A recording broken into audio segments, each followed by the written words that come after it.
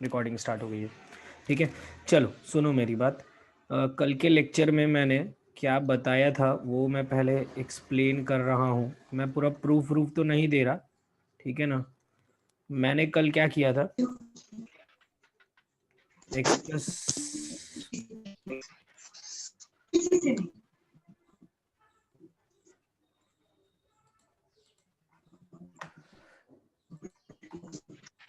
अर्पित mute रखो यार अपना। क्या है, अनम्यूट भी नहीं हो, म्यूट भी नहीं हो रहे तुम तो।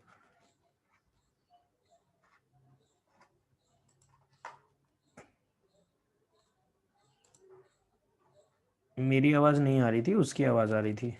ठीक है, स्टार्ट करता हूँ।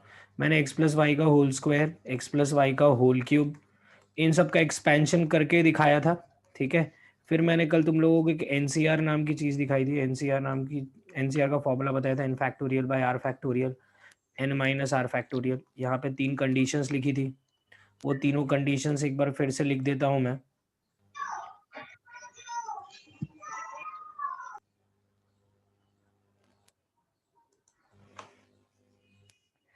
n is greater than equal to 0, r is greater than equal to 0 and n is greater than equal to r। ठीक है, ये तीनों कंडीशन मैंने तुम लोगों को लिखवाई थी और बता दिया था एनसीआर क्या होता है, उसके अकॉर्डिंग तुम लोगों ने फॉर्मूलाज वगैरह निकाल लिया था। ठीक है, फिर पास्कल ट्रायंगल को यूज़ करके हमने x प्लस वाई की पावर n का एक्सपेंशन लिखा था।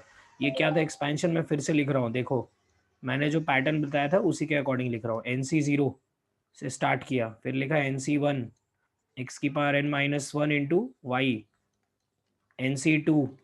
ठीक है ना, एक सेकेंड मुझे लिख लेने दो 2-3 टर्म्स, फिर मैं तुमको एक्सप्लेन कर देता हूँ किस तरीके से मैं सोच के लिख रहा हूँ।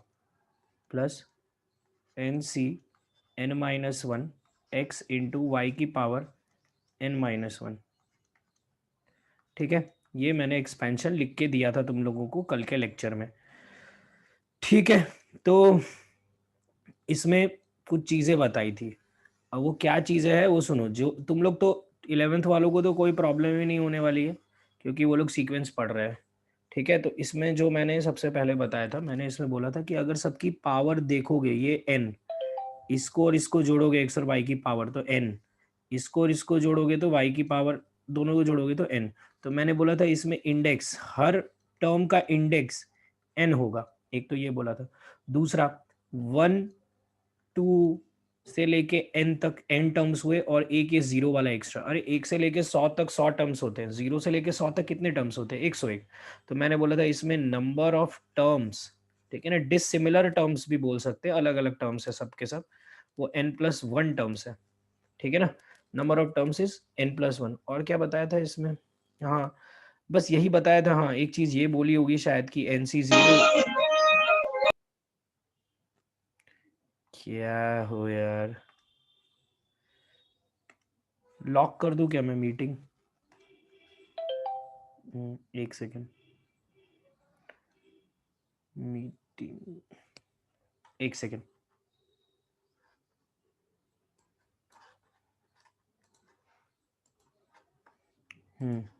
कर ही देता हूँ।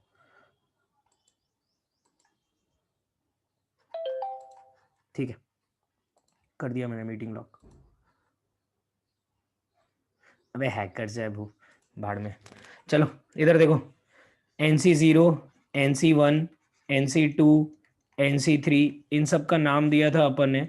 इन सबको हमने बोला था बाइनोमियल कोएफिशिएंट्स। ठीक है, ये बहुत इंपॉर्टेंट है क्योंकि इसके ऊपर एक सवाल बनता है, ठीक है ना, जिसमें बहुत कंफ्यूजन रहता है। एक कोएफिशिएंट होता है और एक बाइनोमियल कोएफिशिएंट होता है, इसलिए मैंने पहले ही बता दिया, इनको बाइनोमियल कोएफिशिएंट बोलते हैं। इन सबकी वैल्यू निकालने आता है तुमको। कल एक चीज़ बताई थी जो मैं भूल गया, 0 फैक्टोरियल इज 1। ठीक है ना, 0 फैक्टोरियल 1 होता है, ये भी मैंने कल ही बता दिया था। अब ये सारे पॉइंट्स लिखने के बाद, 1 पॉइंट 2 पॉइंट 3 पॉइंट्स लिखने के बाद, मैंने बहुत सारी चीज़ें और भी कल पढ़ाई थी लेकिन वो रिकॉर्ड नहीं किया था। ठीक है, तो अब मैं वहीं से कंटिन्यू करूंगा, यहाँ पे कोई प्रॉब्लम नहीं होनी चाहिए। ठीक है ना, यहाँ तक तो कोई प्रॉब्लम नहीं, यहाँ तक तुम समझ गए थे, तो अब आगे की चीज़ें भी समझ जाओगे।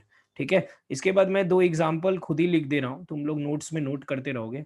ठीक है ना, मैं x+√2 की पावर 5 का एक्सपेंशन लिख रहा हूँ। ठीक है, देखना ध्यान से, 5C0, 5c1, 5c2, अब तुमको जैसे लिखना है लिख लो, मैं तो ऐसे बच्चे की तरह ही लिख रहा हूँ, 5c4 और ये हो गया 5c5। ठीक है, x की पावर 5, फिर आएगा x की पावर 4, फिर आएगा x की पावर 3, फिर आएगा x की पावर 2, फिर आएगा x की पावर 1 और फिर x गायब हो जाएगा। ये √2 की पावर 0, फिर आएगा √2 की पावर 1, फिर आएगा √2 का स्क्वायर, फिर आएगा √2 का होल क्यूब, फिर आएगा √2 की पावर 4, फिर आएगा √2 की पावर 5। ठीक है, इन सबको तुम ऐड कर दोगे तो ये तुमको इसका एक्सपेंशन मिल गया। कोई प्रॉब्लम नहीं है, यहाँ पे भी प्लस का साइन बना देता हूँ। ठीक है, नोट करते जाओ साथ साथ में, क्योंकि मैं इतना धीरे लिख रहा हूँ और मैं लिखने का टाइम दूंगा तब तो हो गया। ये एग्जाम्पल था, ढंग से अपनी नोट्स में लिखते जाओ। ठीक है ना, यहाँ तक क्लियर होना चाहिए। इसके अलावा कुछ बताया था क्या? इसके अलावा, हाँ इसके अलावा कुछ नहीं बताया था। ठीक है, एकदम यही सारी चीजें बस बताई थी। अगर इसमें से कुछ नहीं समझी है तो अब समझ में आ गई होगी, और अगर इसके अलावा कुछ नहीं समझी है तो आगे आ ही जाएगा, वो मुझे याद नहीं है क्या था। ठीक है, अब देखो x प्लस वाई की पावर n को मैं इस चीज को, एक सेकंड किसी का मैसेज आया है। हाँ मीटिंग मैंने, हाँ ठीक है, अभी मैसेज आ रहे हैं कि सर आपने मीटिंग लॉक कर दी, छोड़ो क्या करना है अपने को, मैं खोलूंगा भी नहीं अब तो। चलो देखो इसमें क्या है कि इसी को समेशन के फॉर्म में लिख सकते हैं हम लोग। समेशन के फॉर्म में मतलब कि तुम देखो ना, NC0, इसको जनरल टर्म के फॉर्म में लिख रहा हूं, NCR x की पावर n माइनस आर, ठीक है, y की पावर r, समझ में आ जाना चाहिए। ये लिखा है समेशन R0 से लेके n तक। नहीं समझ में आया तो बोर्ड इधर देख लो, ये 0, ये 1, ये 2, ये 3, ये 4, ये डॉट डॉट n, इसको मैंने NCR लिखा है। ठीक है ना, y की पावर देख रहे हो तो 1 है, 2 है, फर्स्ट में 0 है, y की पावर 0 है, तो मैंने y की पावर r लिखा, फिर 1, फिर n माइनस आर वैसे लिख दिया। तुम r की वैल्यू पुट करते जाओ 0, ये पूरा का पूरा एक्सपेंशन बन जाएगा। तो ये समेशन नोट कर लो, 1 मिनट का टाइम है तुम्हारे पास, कर लो, 1 ही मिनट दे रहा हूँ मैं, फटाफट नोट करो।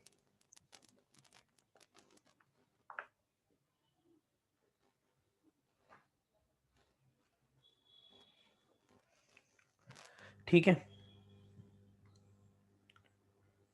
नहीं समझा, ये वाला पार्ट नहीं समझा शायद। ठीक है, मैं एक बार और एक्सप्लेन कर देता हूँ। यार इसमें कुछ भी नहीं है, मैं बस इतना सा बोल रहा हूँ कि ये देखो ना, जैसे कोई भी एक टर्म उठा लेते हैं, जैसे ये वाला टर्म उठा लेते हैं।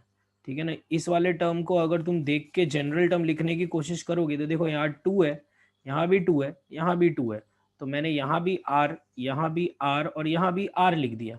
ठीक है ना, R की वैल्यू 0 रखोगे तो देखो क्या मिलेगा, NC0 x की पावर n, y की पावर 0, ये वाला टर्म मिलेगा।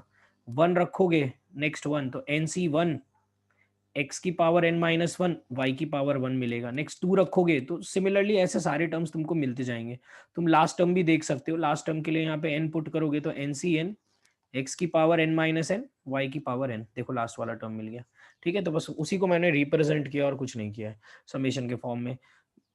कुछ खास अभी काम भी नहीं आएगा, वो धीरे धीरे करके तुमको समझ भी जाएगा। ठीक है, एक दो और समेशन के मैं लिखता हूँ एग्जाम्पल्स नेक्स्ट। अब देखो मैंने तुम लोगों को x प्लस वाई की पावर n का एक्सपेंशन लिखवा दिया है। ठीक है, एक बार फिर लिख रहा हूँ मैं NC0, क्योंकि एक्सपेंशन के अलावा इस चैप्टर में और कुछ काम नहीं आएगा। तुमको एक्सपेंशन आता होगा, तुमको और कुछ नहीं आएगा, सब चलेगा। एक्सपेंशन ही नहीं आएगा तो तुम एक भी सवाल नहीं कर पाओगे।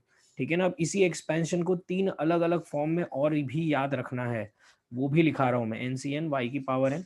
ठीक है, अब मैं यहाँ पे x माइनस वाई की पावर n लिख रहा हूँ। x माइनस वाई मैंने बताया था कैसे करते थे, जहां जहां पे y है वहां वहां पे क्या पुट करते थे, माइनस वाई पुट करते हैं। जहां जहां पे y है वहां वहां पे माइनस वाई पुट कर रहा हूं मैं। तो क्या आएगा, NC0 x की पावर n, ठीक है ना, प्लस NC1 x की पावर n, y की जगह पे माइनस वाई, ठीक है, प्लस NC2 x की पावर n माइनस 2, y की जगह माइनस वाई का स्क्वायर, एंड सो ऑन, ऐसे ही चलता जाएगा। लास्ट वाला टर्म भी लिख देता हूँ, NCn माइनस वाई की पावर n। ठीक है, अब मैं इसको अच्छे से लिख देता हूँ, x माइनस वाई की पावर n क्या आया, तो ये आया है NC0 x की पावर n, ये माइनस बाहर, माइनस NC1 x की power n minus 1 into y, plus minus y का स्क्वायर क्या होगा, प्लस ही होगा, तो वहां तो प्लस ही लिख दिया। अच्छा, अब मुझे लास्ट में क्या आएगा, कोई बता पाएगा कि प्लस आएगा कि माइनस आएगा? लास्ट में यहाँ पे क्या आएगा? जैसे यहाँ पे दिख गया प्लस माइनस प्लस, नेक्स्ट आएगा माइनस, फिर आएगा प्लस, फिर आएगा माइनस, ये लास्ट में क्या आएगा, प्लस आएगा कि माइनस आएगा? डिपेंड करेगा इन पे, बस वही सुनना था। तो लिख देता हूँ, माइनस उसमें से कॉमन ले लेता हूँ, माइनस वाई की पावर माइनस वन की power n, n c n y की पावर एन। अगर एन इवन होगा तो लास्ट में प्लस आएगा, और एन अगर ऑड होगा तो लास्ट में माइनस आएगा, कोई प्रॉब्लम नहीं है, ठीक है। तो ये एक रिजल्ट हो गया जो तुमको याद रखने की ज़रूरत नहीं है। तुमको अगर पहला याद हो गया है तो पहला तो याद ही रखना है, ये तुम देख लो, तुमको याद रखना है तो रखो, नहीं रखना है मत रखो, कोई प्रॉब्लम नहीं है, लिख लेना ये साथ साथ में ही, ठीक है। अब दूसरा एक बहुत इम्पॉर्टेंट एक्सपेंशन है जो 90% क्वेश्चन में तुमको मिलेगा जेई में, ठीक है ना। वो एक्सपेंशन क्या है, जैसे तुमको याद होगा हम एक्स प्लस वाई की पावर, एक्स प्लस वाई का होल स्क्वायर भी याद रखते हैं, x square plus two x y plus y square, ठीक है। और हम है ना वन प्लस एक्स का भी होल स्क्वायर याद रखते हैं। ये आज भी एक सीक्वेंस में सुबह जब डिस्कशन कर रहे थे तो बन गया था। ये वाला जो टर्म होता है ये बहुत इंपॉर्टेंट टर्म होता है, ठीक है ना। ये जो एक्सपेंशन होता है ये बहुत इंपॉर्टेंट एक्सपेंशन होता है, तुमने ये केमिस्ट्री वगैरह में भी बहुत जगह यूज किया होगा, ठीक है। तो मैं वैसा ही कुछ इसमें भी एक्सपेंशन बना के दे रहा हूँ, मतलब मैं x को 1 से रिप्लेस कर रहा हूँ और y की जगह पे x पुट कर रहा हूँ, ठीक है ना। फिर ऐसे मत सोचना कि सर आपने x को 1 रखा और y को x रखा है तो फिर y भी तो 1 हो गया। अरे भाई मैंने रिप्लेस किया है, मतलब मैं वेरिएबल्स चेंज कर रहा हूँ, बस x को हटा के कांस्टेंट रख दे रहा हूँ 1, और y का नाम चेंज करके x नाम रख रहा हूँ, ठीक है ना, नाम रख रहा हूँ उसका।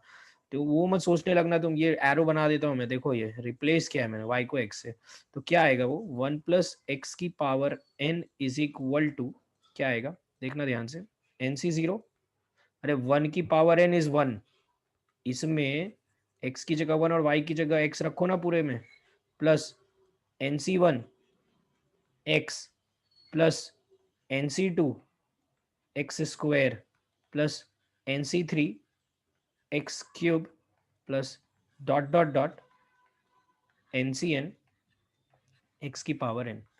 ये बहुत इंपॉर्टेंट एक्सपेंशन है जो इस पूरे चैप्टर में मैक्सिमम क्वेश्चंस में लगेगा, ठीक है। ये नोट कर लो यार तुम, और नोट करने के बाद ये भी लिख लेना, एक चीज़ मैं डायरेक्ट लिख दे रहा हूँ, 1 माइनस एक्स की power n is equal to n c zero minus n c one x plus n c two x square minus n c three x की power three dot dot dot minus one की power n n c n x की power n, ठीक है, plus minus one की power n लिख दिया। चलो ये 4 एक्सपेंशंस हो गए, इसको छापो फटाफट एकदम।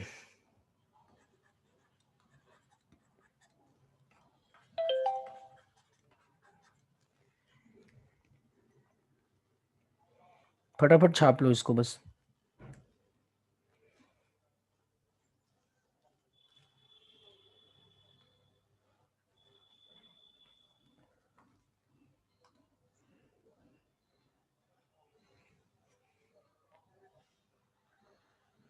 चलेगा, ठीक है। x प्लस वन नहीं लिखने का कारण क्या है वो मैं बता दूंगा, ठीक है। देखो हमको है ना x प्लस, उसको 1 प्लस एक्स ही क्यों लिखे हैं, कुछ लोग सोच रहे होंगे सर ये क्या कि वो y को 1 रख देते और x को x रहने देते, इतना काहे को दिमाग लगा रहे हो, सही बात है। लेकिन क्या है ना कि हम जो ये ये जो हम सीरीज पढ़ रहे हैं, ये जो एक्सपेंशन पढ़ रहे हैं इसको एक्सपेंशन बोलते हैं, ठीक है ना। ये जो एक्सपेंशन पढ़ रहे हैं ना ये असेंडिंग ऑर्डर में होना चाहिए। असेंडिंग ऑर्डर में मतलब तुम देख रहे हो एक्स की पावर लगातार बढ़ रही है, अगर एक्स की जगह मैं 10 रख दूंगा तो 1 प्लस 10 की पावर अगर n निकालने बोलूंगा तुमको, तो तुम समझ रहे हो ना, तुमको इसको बैठ के पूरा खोलना पड़ेगा। तो 10 की पावर n कौन देखेगा, अपने स्टार्टिंग से देखना करेंगे ना, 1 देखेंगे फिर 10 देखेंगे फिर 100 देखेंगे फिर 1000 देखेंगे। सीधा अगर तुम 10 की पावर n देखने बैठ गए तब तो हो गया, इसीलिए मैं 1 प्लस एक्स की पावर n याद करवा रहा हूँ, क्योंकि हमको इस ऑर्डर में चाहिए। अगर तुम लोग x प्लस वन की पावर n लिखोगे, एक सेकेंड देखना बोर्ड पे, डाउट पूछा है उसने, अच्छा डाउट है।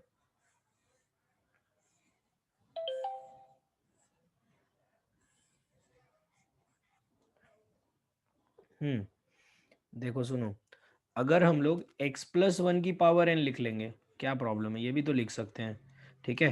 तो क्या होगा, एक्स वाई की जगह पे बस इसमें 1 डाल देना, इसमें वाई की जगह बस 1 डाल रहा हूँ, तो क्या आएगा एन सी जीरो एक्स की power n plus n c one x की power n minus one plus n c two x की power n minus two dot dot dot n c n, कुछ नहीं बस एन सी एन। ठीक है, देख लो तुम। तो ये क्या हो रहा है पता है क्या, एग्जैक्टली ये वाली चीज़ और ये वाली चीज़ सेम ही है, इक्वल टू का साइन बनाया मैंने। ठीक है, रिवर्स ही तो हो जाएगा, बिल्कुल ये दोनों सेम ही चीज़ है, लेकिन इस फॉर्म में मत याद रखो उसको, इसी फॉर्म में याद रखो। उसका कारण मैंने फिर बोल दिया, हम लोग ये एन सी जीरो वन होता है, फिर ये छोटा नंबर, फिर थोड़ा सा बड़ा हुआ, फिर थोड़ा सा बड़ा हुआ, यहाँ पे इतना बड़ा टर्म स्टार्ट में ही देखने में प्रॉब्लम होगी, क्योंकि अभी हमको सिर्फ एक्सपेंशन नहीं लिखना पड़ेगा, हमको एप्लीकेशन भी तो देखना है। अरे कहीं तो अप्लाई करना आना चाहिए ना। अप्लाई कहाँ करना है, एप्लीकेशन में ये वाला काम नहीं आएगा, मैं मार्क कर देता हूँ। एप्लीकेशन में काम तो क्या आएगा, दोनों एक ही चीज लिखिए, इसको देखने में थोड़ी प्रॉब्लम होगी, ये सही रहेगा, इसलिए तुम ये याद रखो। और ये दोनों सेम कैसे है, 12th वालों को समझ गया होगा, 11th वालों को मैं समझा दूंगा। ठीक है, चलो हो गया, इससे ज्यादा इसके बारे में कुछ नहीं बोल रहा हूँ मैं, बहुत वैसे ही बोल लिया। 1 प्लस एक्स की पावर एन को मैं एक्सपैंड करूंगा, तो एक्सपैंड करने पे क्या आएगा, n c zero plus n c one into x plus n c two into x square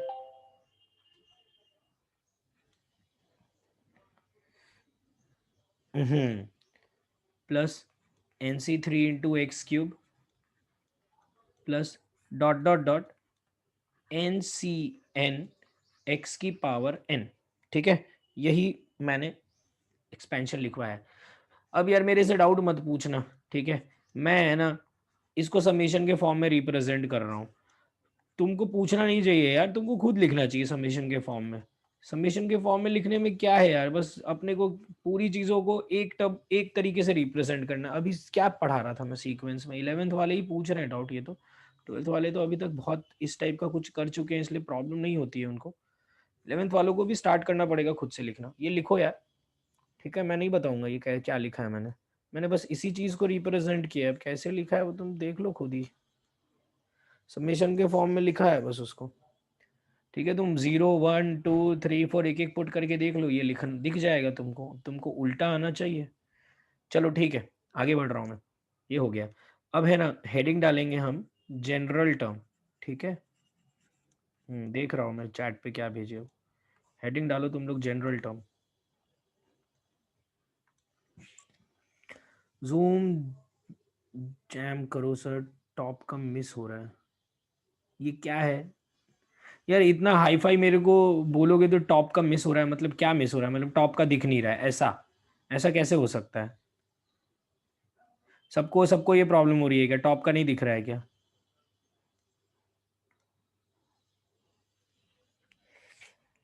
सब दिख रहा, बंद करो। मेरे को ही बोल रहे हो यार तुम लोग कि वो, मेरे को ही बोल रहे हो कि जूम वो करो, तुम ही लोग अपना कर लो ना। दिख रहा है ना, बस सही है। हाँ वैदिक ने बताया, जूम आउट कर लो यार। चलो, जनरल टर्म अभी सुनो ध्यान से, बंद करो अभी। ठीक है, जनरल टर्म बहुत इंपॉर्टेंट है, क्योंकि 2020 में और 2019 में जितने भी सवाल आए हैं उसमें से 50% पेपर्स में, बाइनोमियल के जितने भी सवाल आए हैं उसमें 50% पेपर्स में जनरल टर्म के ऊपर सवाल आया है। तुम अगर ये वाला लेक्चर अभी वाला पार्ट कर लोगे तो तुम लोग 41 ईयर के पहले के 10 सवाल भी आराम से बना पाओगे। ठीक है ना, आराम से पहले के 10 सवाल, उसमें ज़्यादा क्वेश्चन ही नहीं है, 10 सवाल बहुत होता। ठीक है ना, मैं ये लिख ले देता हूँ। अच्छा, तो मेरा 11th वालों से एक सवाल है, 12th वाले तो मत ही बताओ, 11th वालों से एक सवाल है कि भाई ये जनरल टर्म होता क्या है, जनरल टर्म होता क्या है बताओ।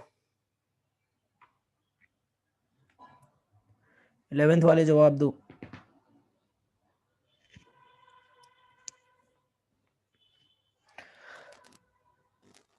हाँ, लास्ट टर्म तो नहीं बोलूंगा मैं, सारी वैल्यू सेटिस्फाई करे, सारी वैल्यू सेटिस्फाई करे, तुम क्या बोलना चाहते हो समझ गया मैं, कोई भी टर्म का रिप्रेजेंटेशन। ठीक है, इन सारे टर्म्स को रिप्रेजेंट करने के लिए एक जनरल टर्म चाहिए अपने को। ठीक है ना, रिप्रेजेंटेशन ऑफ एंड टर्म बोल सकते हैं, रिप्रेजेंटेशन। ठीक है, तो इन सबको रिप्रेजेंट करना है, सारे टर्म्स को एक साथ रिप्रेजेंट करना है। ठीक है, अच्छा उससे फायदा क्या होता है? उससे फायदा ये होता है कि जैसे एपी में जनरल टर्म लिखते हैं, तो अगर किसी ने 50वां टर्म पूछ लिया, जैसे अगर मैंने तुमको मान लो x प्लस वाई की पावर 50 लिख के दे दिया और बोला भाई इसका मेरे को 27th टर्म बता दो, तो तुम 27th टर्म लिखने के लिए फिर एक एक करके टर्म लिखना स्टार्ट करोगे। तो मैं तुमको क्या करके दूंगा, अभी एक फॉर्मूला लिख के दूंगा जिससे तुम कोई भी टर्म पट से निकाल लो। ठीक है, तो अब देखो फॉर्मूला क्या है, थोड़ा सा ध्यान से देखना और बाद में उसको रट्टा मार लेना। फिर से बोल दे रहा हूँ, सुन लेना ध्यान से, मैं एक्सप्लेन कर रहा हूँ और बाद में तुमको उसको रट लेना है। तो मैं लिख रहा हूँ, देखना ध्यान से। देखो अभी मैंने देखा पहले टर्म में 0 है। ठीक है, दूसरे लिखता हूँ यहाँ पे, this is first term, this is second term. कोई मुझे आंसर मत बताना, क्योंकि मुझे तुम लोगों को कुछ इसमें और करके दिखाना है, तुम लोग को पता नहीं है वो कैसे होगा, इसी के लिए देखना ध्यान से। मैं फर्स्ट टर्म छोड़ देता हूँ, मैं सेकेंड टर्म देखता हूँ। सेकेंड टर्म में 2 में 1 है, 1 है, 1 है। ठीक है, स्पॉटलाइट, हाँ 2 में 1 है। अरे यार,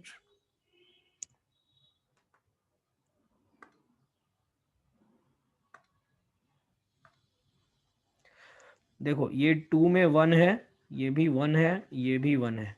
3 में ये 2 है, ये 2 है, ये 2 है। तो मुझे आइडिया लग गया कि अगर आर्थ टर्म चाहिए होगा किसी को, टी आर्थ टर्म, तो वो क्या होगा, या 2 में 1 है मतलब एक कम है, तो लिख दिया मैंने एन सी आर माइनस 1। ठीक है, यहाँ पे n माइनस एक कम है, तो मैं लिख दिया x की power n minus r minus 1। ठीक है, और y की पावर में भी एक कम है, तो लिख दिया मैंने y की पावर r माइनस 1। नहीं समझ में आया?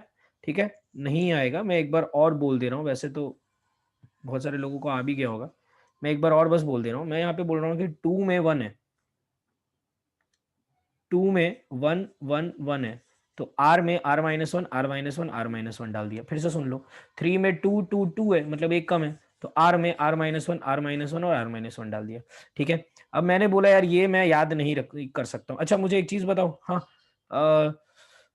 11th वाले, इसमें अगर मुझे फिफ्थ टर्म निकालना है तो t को क्या पुट करूंगा?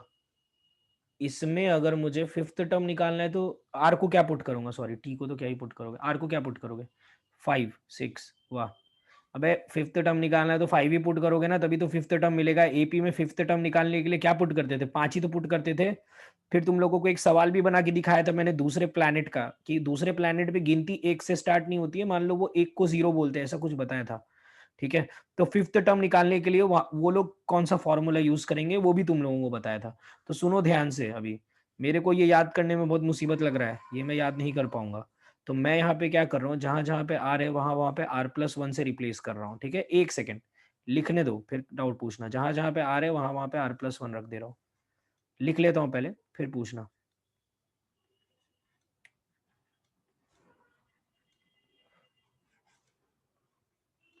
अब तुम लोग पूछोगे सर ये क्या किए हो आप, नहीं समझ में आ रहा, तो मैं बस इतना सा बोल रहा हूँ, सुनो ध्यान से। ये फॉर्मूला बहुत गंदा दिख रहा था, ठीक है, तो ये फॉर्मूला बहुत गंदा दिख रहा था, तो ये फॉर्मूले को अच्छे से फॉर्म में कन्वर्ट करने के लिए मैंने ये लिखा है। अब ये क्या है?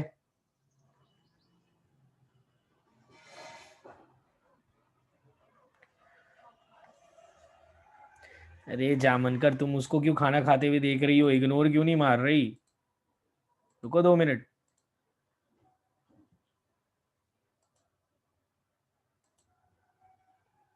कर दिया मैंने।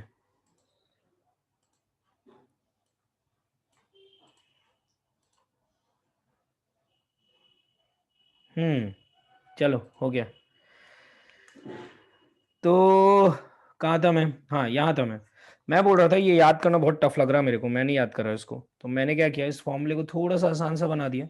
क्योंकि ये थोड़ा सा जनरल टर्म टाइप का जो अभी लिखा था ना वो समेशन वाला, उसके जैसा दिख रहा है, तो दो दो चीजें याद नहीं रखनी पड़ेगी। मैंने ये कन्वर्ट कर दिया। इसमें बस क्या होगा कि जब तुम यहाँ पे आर को 5 पुट कर रहे थे, तो क्या मिल रहा था? T5 मिल रहा था, मतलब फिफ्थ टर्म मिल रहा था। बस तुमको यहाँ पे फिफ्थ टर्म निकालने के लिए आर को क्या पुट करना पड़ेगा? 4 पुट करना पड़ेगा, तब तुमको फिफ्थ टर्म मिलेगा। अभी मैं इतनी प्रैक्टिस कराऊंगा कि तुम ये एग्जाम में गड़बड़ नहीं करोगे। ठीक है ना? मान लो अगर मैं तुमको पूछता हूँ, सुनना ध्यान से, जवाब देना। अगर मैं तुमसे पूछता हूं कि इसमें सेवेंथ टर्म कैसे निकालोगे, तो आर को क्या पुट करोगे? सेवेंथ टर्म निकालने के लिए आर को क्या पुट करोगे? 6। ठीक है। अगर मैं इसमें पूछूंगा कि तुम फर्स्ट टर्म कैसे निकालोगे, तो फर्स्ट टर्म निकालने के लिए आर को क्या पुट करोगे? 0। ठीक है ना, ये थोड़ा सा ध्यान देना, ये वो प्लैनेट वाला सवाल हो गया, इसलिए वहां पे वो प्लैनेट वाला सवाल बना के दिया था। तो ये फॉर्मूला हमको लिखना है। ठीक है, ये वाला फॉर्मूला नहीं लिखना है।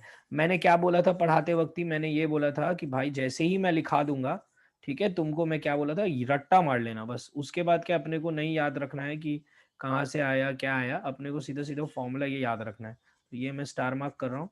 ठीक है, ये रट्टा मार लेंगे अपने, ये लिख लो और रट्टा मार लो, और भूल जाओ कि सर ने कुछ बताया भी था कि ये कहाँ से आता है। हो गया ये जनरल टर्म है। तुमको अगर कोई भी मैं टर्म निकालने बोलूंगा तो मस्त इस फॉर्मूले में पुट करना। तुमको एक मस्त सा फॉर्मूला बना के दिया है, फॉर्मूले में पुट करना और आंसर निकाल के बस आंसर बता देना, हो गया काम खत्म। ठीक है,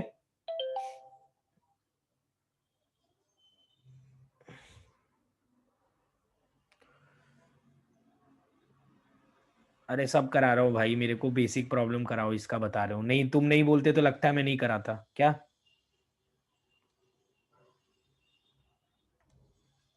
तुम्हारी तो बोलने का वेट कर रहा था मैं। चलो वो हो गया पहला। दूसरा, 1+x⁴n, इसका एक्सपेंशन लिख रहा हूं मैं। NC0 + NC1x +NC2x² plus dot dot dot NCn(x⁴n). ठीक है, इसका जनरल टर्म लिख रहा हूं मैं। सेम तरीके से लिख रहा हूं, बस पीछे जनरल टर्म देख लो। उसमें मैं x को 1 पुट कर रहा हूं, जो कि पुट करने बोला था, और y को x पुट कर रहा हूं। ये बन जाएगा उसका जनरल टर्म। ये तुम अच्छे से रट्टा मारो, ये भी, वो तो मारो ही, ये भी मारो। ठीक है,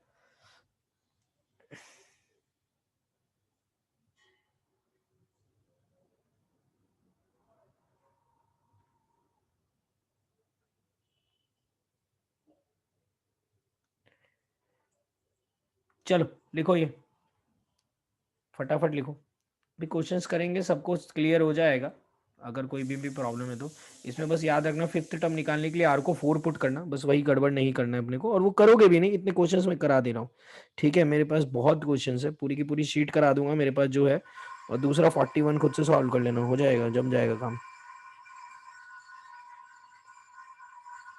ठीक है, चलो अब अपने सॉल्व एग्जाम्पल्स, वही एग्जाम्पल सॉल्व करना स्टार्ट करते हैं। पहला सवाल लिखो, एक्सपैंड द फॉलोइंग। ठीक है, सारे टाइप के क्वेश्चंस करा रहा हूँ, तुम ऐसे परेशान होने की ज़रूरत नहीं है कि क्या सर इतनी इजी इजी काय को करवा रहे हो। सारे टाइप के क्वेश्चंस ही करा रहा हूँ, बस फटाफट करते जाओ। y² +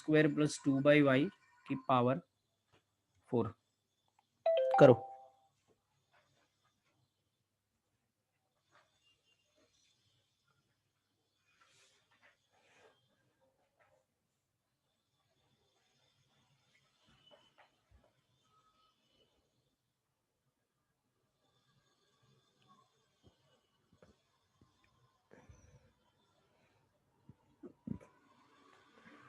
हो गया, मैं लिख देता हूँ।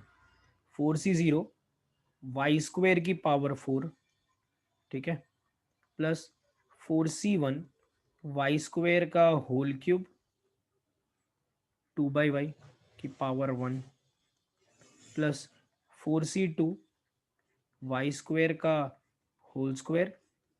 2/y⁴ plus 4c3 y² 1 and 2/y⁴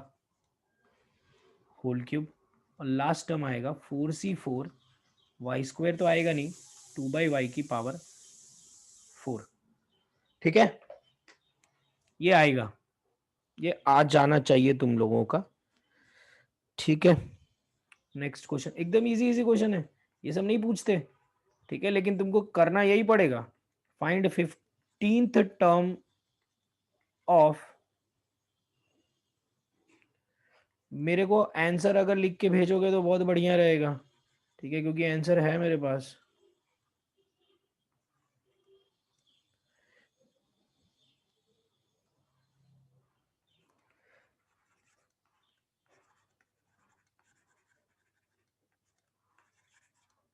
find fourth term of 3x minus 5, ये ब्रैकेट ही है, 3x बाई 5 माइनस वाई की पावर 7। आंसर वो क्या है उसमें जो मैंने तुमसे ये पूछा है 15th टर्म पूछा है, तो करते मत बैठ जाना, वो क्या बोलते हैं उसको, पूरा एक्सपैंड 2 की पावर निकालने और 3 की वो मल्टीप्लाई मत करना उतना, ठीक है ना। इसका जनरल टर्म लिखने का सबसे पहले क्या आएगा, जनरल टर्म करो जिसको करना है, मैं अपना कर रहा हूँ। TR+1 20C14 4x की पावर, ठीक है सही हो, 4x की पावर 6 एंड y की पावर 14, हाँ सही बोल रहे हो शायद, ठीक है। 4x आएगा कि 2x आएगा, x की पावर 6 y की पावर 14, ठीक है, नहीं गलत लग रहा है, चलो मैं जनरल टर्म लिख रहा हूँ, 20 CR 2x की पावर, पीछे जो लिखा है 20 minus r that is n minus r, है ना, और क्या है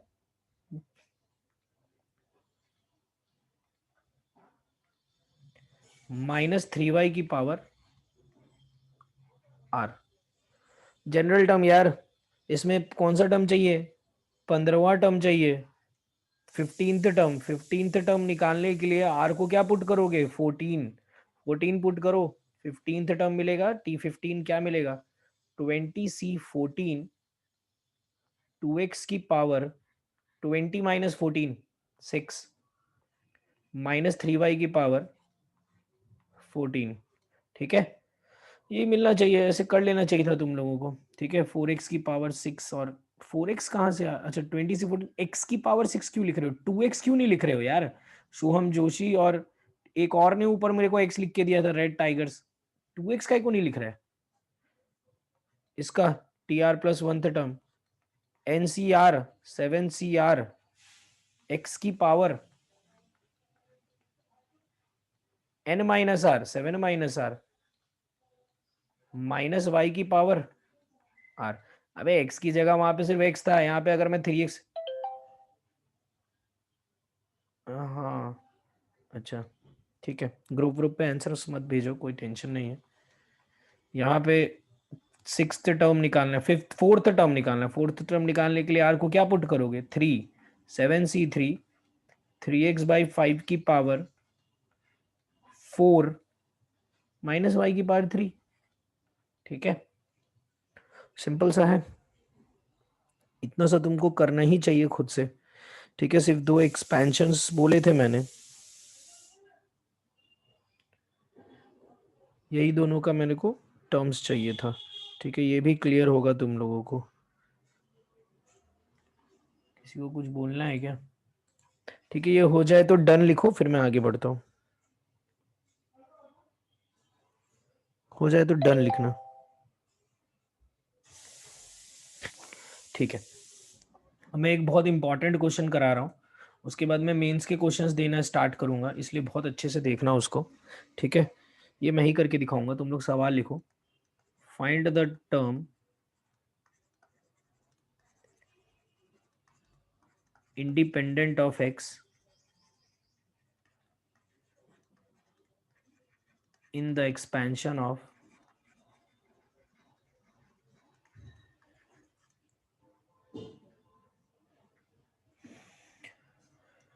ब्रैकेट ही है वो, 3x² by 2 minus 1/3x whole की पावर 9, ठीक है। लिख लो इसको, कोई पूछेगा नहीं मेरे से अभी, ठीक है ना, मतलब कोई स्टार्ट मत करो भाई,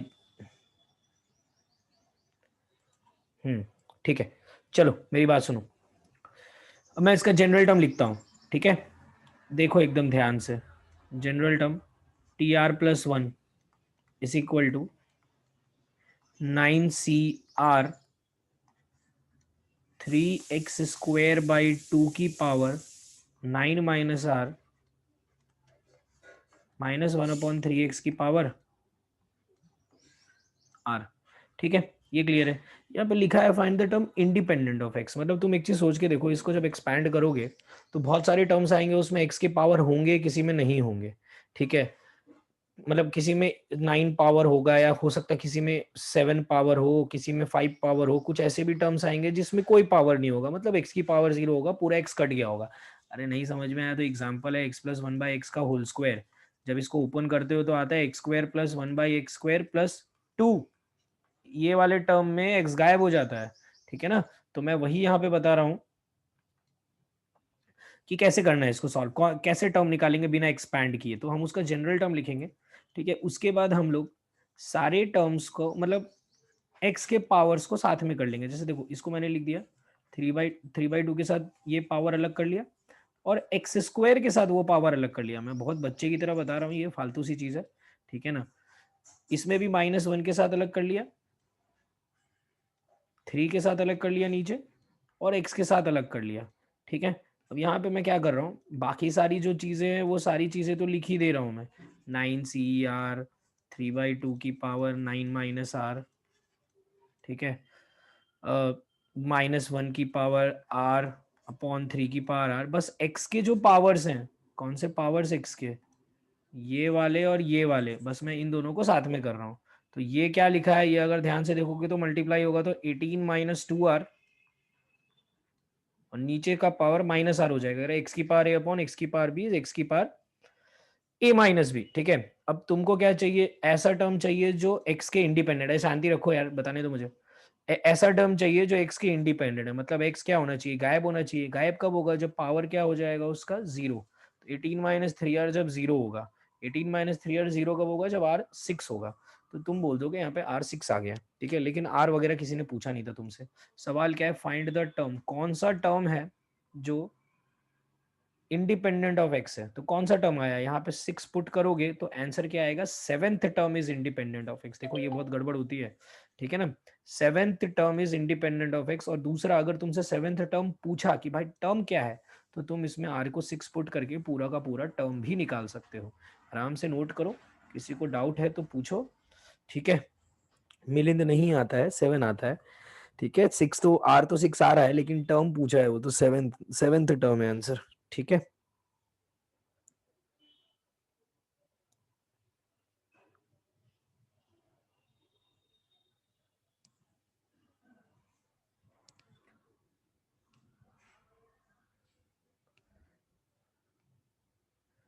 हाँ चलो ये तुम लोग लिखो, और मेरे को एक सवाल करके दिखाओ।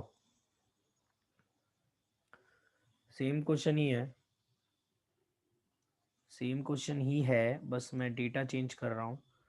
लिखो आराम से, find the term independent of x in the expansion of, same सब कुछ, बस मैं चेंज कर देता हूँ ये, एक्स स्क्वायर -3/x की पावर 10। चलो करो, क्या बे।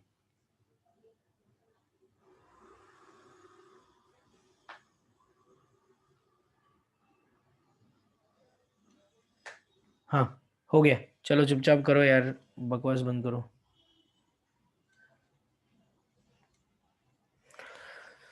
आंसर निकालो जल्दी।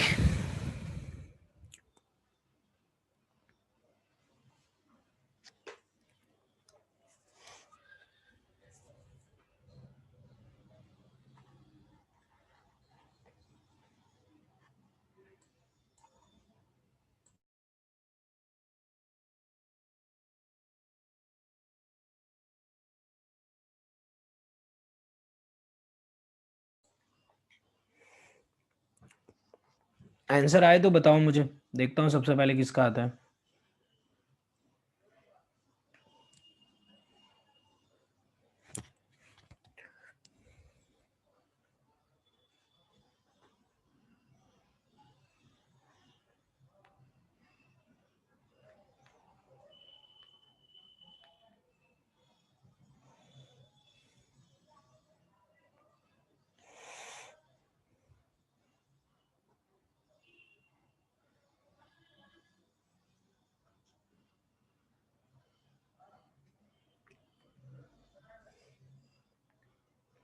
बिल्कुल।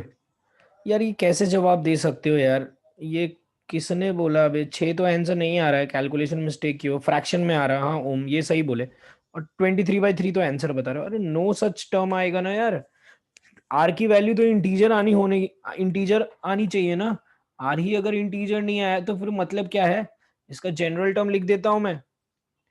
TR+1 = 10 CR x² की पावर 10 - R -3/x की पावर R। यही था ना question. No such term exist, मतलब ऐसा कोई भी टर्म नहीं होगा जिसमें एक्स वाला टर्म ना हो। मतलब हर एक टर्म में एक्स तो होगा ही। मैं इसको डायरेक्ट लिख रहा हूँ, 20 - 3R आएगा यहाँ पे। -3 की पावर 20 माइनस आ रहा है ना, 20 - 3R आ रहा है। हाँ 20/3 सही बोले। ये जीरो करोगे तो आर फ्रैक्शन में आएगा, तो लिख देना नो सच टर्म। सही है, यही है आंसर। अबे मत बोलो R20/3, R20/3 थोड़े ना होता है।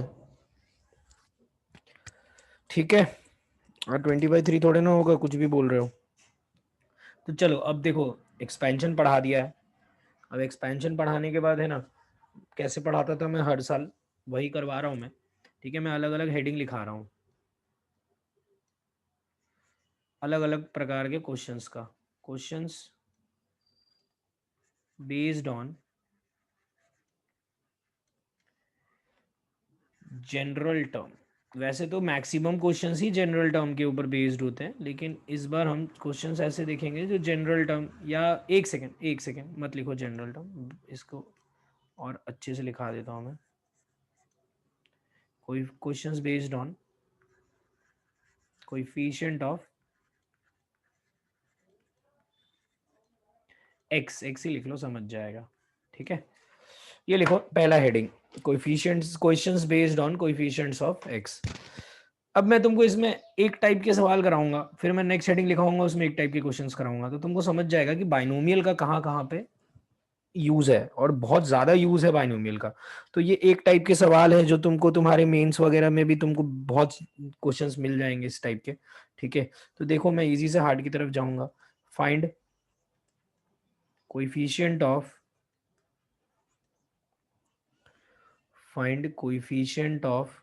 क्या है, x⁻⁶ y⁻3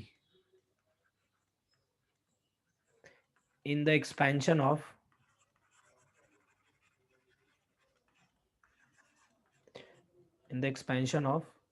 x plus y⁻9।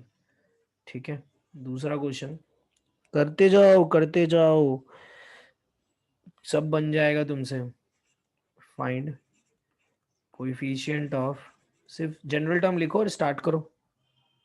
Coefficient of a⁵ b⁵7, a⁵ b⁵7 in the expansion of a - 2b⁻12। हाँ करो। अरे किसी को भी आवाज नहीं आ रही है क्या?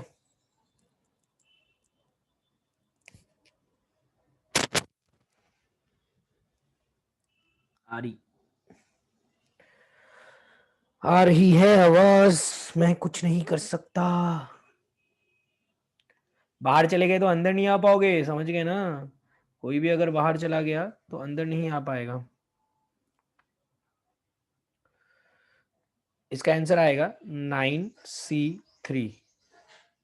ठीक है, 9C3 शायद 84 होता है, पता नहीं मुझे। 9 × 8 × 7,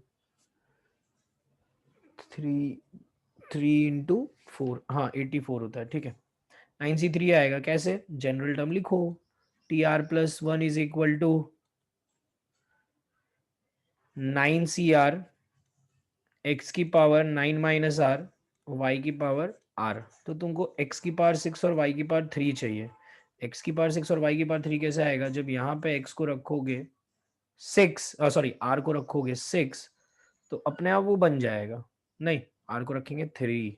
ठीक है, 3 रखेंगे तो बन जाएगा। r को 3 रखते ही कोएफिशिएंट क्या मिलेगा? 9C3, यही अपने को चाहिए था। ठीक है, नेक्स्ट वाला क्वेश्चन देख लो। उसका जनरल टर्म लिख रहा हूँ, सारे क्वेश्चन में तुमको जनरल टर्म ही लिखना पड़ेगा। टी आर प्लस वन क्या आएगा, 12 CR ए की पावर 12 - R -2B की पावर R। अब मुझे बताओ यहाँ पे ए की पावर 5 और बी की पावर 7 बनाने के लिए आर को क्या पुट करोगे, तो put r is equal to 7। जिसने भी आंसर बताया सबने गलत बताया, ठीक है, सेकंड वाले क्वेश्चन का। आर को अगर 7 पुट करोगे तो ए की पावर क्या बन जाएगा, ये तो 5 बन जाएगा और ये 7 बच जाएगा। कोएफिशिएंट सिर्फ 12C7 नहीं आएगा, कोएफिशिएंट आएगा 12C7 और 2 भी है यहाँ पे, -2 की पावर 7। अरे समझ रहे हो क्या, अगर मैं तुमको बोलूंगा, अरे क्या मल्टीप्लाई करके बता रहे यार, मल्टीप्लाई करके नहीं जानना मेरे को जामन कर। मैं ये बोल रहा हूँ कि अरे तुम लोगों को अगर मैं इसमें कोएफिशिएंट बोलूंगा तो ए की पावर 5 और बी की पावर 7 तो मैंने बोल दिया है। ए की पावर 5 अगर बी की पावर 7 का कोएफिशिएंट बोलूंगा तो सिर्फ क्या यही दिख रहा है तुमको, और कांस्टेंट टर्म नहीं दिख रहा है, ये -2 की पावर 7 कहाँ जाएगा, ये दोनों कोएफिशिएंट में आते हैं, ठीक है ना। एक चीज सुनो मेरी बात ध्यान से, अभी यहीं पे एक सब क्लियर कर रहा हूँ, आगे क्वेश्चन कराऊंगा, चुपचाप मेरी बात सुनो। दो टाइप की चीजें होती है, एक होता है बाइनोमियल कोएफिशिएंट, अभी फिर से बोल देता हूँ, और दूसरा होता है कोएफिशिएंट, ओनली कोएफिशिएंट, ठीक है। एक बाइनोमियल कोएफिशिएंट और एक सिर्फ कोएफिशिएंट। अब इन दोनों में फर्क क्या है सुनना ध्यान से। जैसे मैं a+2b का होल क्यूब निकाल रहा हूँ, होल क्यूब निकाल दे रहा हूँ, मैं डायरेक्ट लिख दे रहा हूँ a³ प्लस, मैं तो अपना a+b के होल क्यूब से ओपन कर रहा हूँ, 3a²b, 3a², 6 आएगा sorry, a²b plus 3ab² plus b³, ठीक है। तुम चलो एक काम करो यार, अब मैं बाइनोमियल पढ़ा रहा हूँ तो काहे को मैं इससे एक्सपैंड करके दिखा रहा हूँ, मैं बाइनोमियल वाला ही लिखता हूँ, सॉरी। 3C0 ए की पावर 3 प्लस 3C1 ए की पावर 2 2B की पावर 1 प्लस 3C2 ए 2B की पावर 2 प्लस 3C3, अभी तक आंसर ही बता रहे हो, नहीं जानना मेरे को आंसर, 2B का होल क्यूब, ठीक है। चलो मैं जिससे जवाब पूछूंगा वही मुझे देना जवाब, जिससे भी पूछूंगा मैं। Find first coefficient of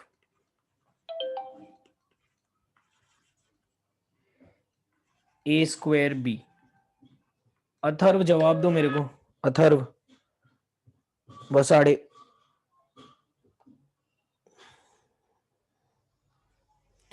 a²b का कोएफिशिएंट, बिल्कुल अथर्व ने बोला a²b का कोएफिशिएंट इज 3C1 × 2, ठीक है, क्योंकि उसने देखा पहले a²b कहाँ है, a²b ये रहा, उसके साथ उसने देखा क्या लिखा है 3C1 × 2। अगर मैं यही पूछूंगा Atharva find binomial coefficient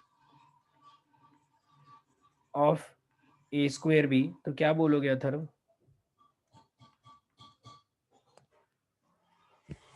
binomial coefficient 3, ठीक है, सिर्फ 3C1।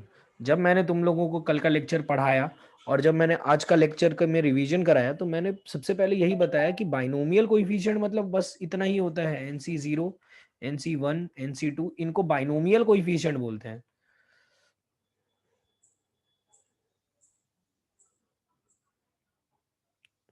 अरे क्लियर दिख रहा है क्या सब, एक बार बताओ मेरे को, लिख क्या है, योर इंटरनेट इज अनस्टेबल वगैरह कुछ तो भी।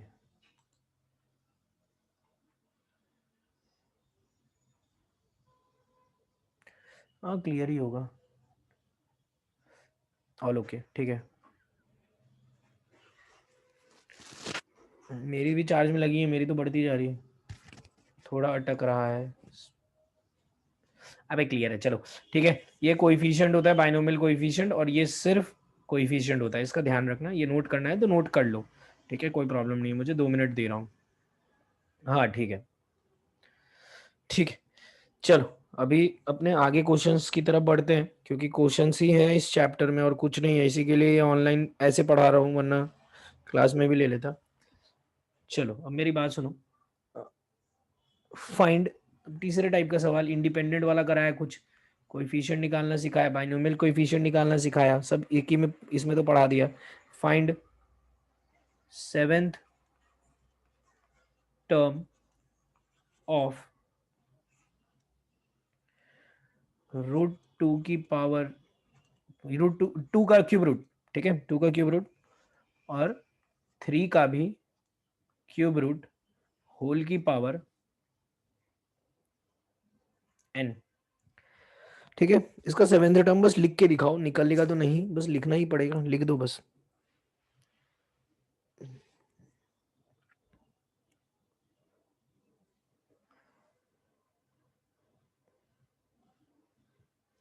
लिख देता हूं मैं भी, t r plus one is equal to n c r 2 के क्यूब रूट की power n minus r 1 by इसकी पावर r, ठीक है। r को क्या पुट करूं, r को सेवेंथ टर्म चाहिए, तो r put r is equal to 6, 6 put करते ही t7 मिलेगा, क्या मिलेगा, एन सी 6 रूट 2 का क्यूब रूट की पावर n माइनस 6 1/3 के क्यूब रूट की पावर 6। बहुत ही सड़ा हुआ है पर यही है। हाँ, बाई थ्री भी लिख दियो, जो भी है, ठीक है, यही है, ठीक है।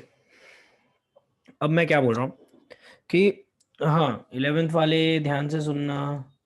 11th 12th वालों को तो क्या कोई टेंशन नहीं है मुझे उनका, उनको ये सब बता दिया है पहले भी। 11th वालों का टेंशन है क्योंकि उनके लिए बहुत नया चैप्टर है। सर बहुत कॉम्प्लिकेटेड है तो नहीं लिख रहा हूँ, बहुत बोर कर रहे हो। अरे चुप रहो, देखो शांति से। 11th वालों के लिए मैं अगर बोलूँगा फाइंड 7, अरे अभी जामनकर धीरे धीरे करके बहुत हार्ड हो जाएगा यार, समझी क्या, अभी पट से अगर वो पहुंच गए ना तो फिर तुम लोग को भी समझ में आने लगेगा, इसलिए क्या वो धीरे धीरे ही कराने में सही रहेगा। Find and seventh term from ending, ठीक है। अब मुझे बताओ, अगर मैं एंडिंग से सेवेंथ टर्म निकालने बोलूंगा तो कैसे निकालोगे? 11th वाले मुझे जवाब देंगे, चलो 12th वाले भी जवाब दे दो। 11th वाले मेन सोच के बताओ, मैंने अभी अभी ही पढ़ाया है ये तुम लोगों को। सेवेंथ टर्म फ्रॉम एंडिंग कैसे निकालोगे?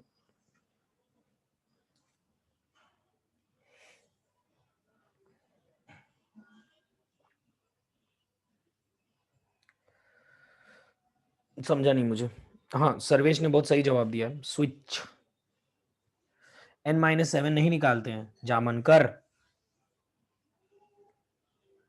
n-7 नहीं निकालते हैं। अच्छा, n-7 रख दोगी तो n-6 मिल जाएगा। हाँ यार, अभी ये लिखने के बाद इसमें नोट कर लेना तुम लोग, मैंने लिखाया था 11th वाले ध्यान से।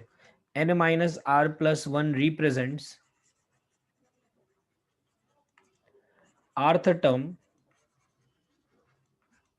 फ्रॉम एंडिंग, ठीक है। हमको कौन सा टर्म चाहिए? सातवां टर्म चाहिए एंडिंग से, तो हमको कौन सा टर्म चाहिए एक्चुअली? n-7+1, दैट इज हमको n-6 टर्म चाहिए। सुनना सब ध्यान से, मैं बहुत कॉम्प्लिकेटेड करूंगा फिर मैं तुम लोगों को इसको आसान वे में भी बताऊंगा, ठीक है। हमको इसका मतलब n-6 टर्म चाहिए। अच्छा, अभी n-6 टर्म निकालने के लिए मुझे फॉर्मूला ये है, जनरल टर्म का फॉर्मूला ये है। इसमें मुझे बताओ n-6 निकालने के लिए r को क्या पुट करें? इसमें बताओ r को क्या पुट करूं मैं कि n-6 मिलेगा मेरे को?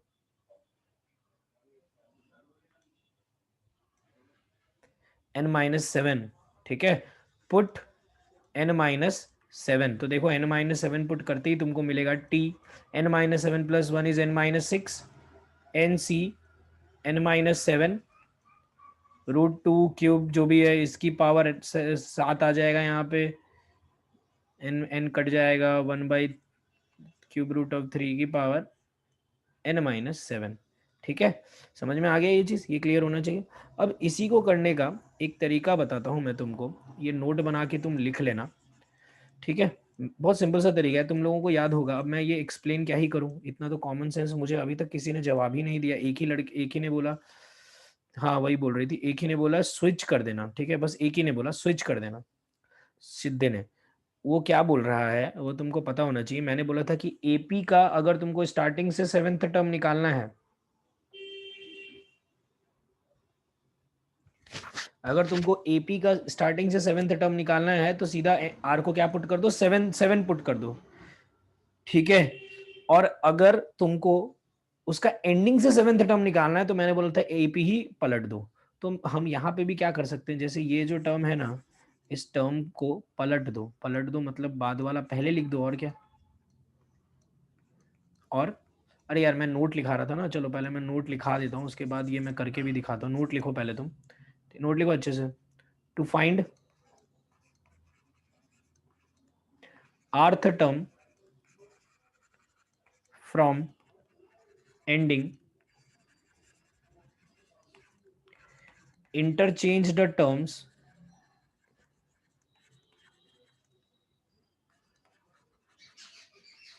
in the binomial expansion and then use the general term। ठीक है, इसमें जो लिखना है फटाफट नोट करो, मैं रब करूंगा, इसको रब करूंगा मतलब हटा दूंगा ये।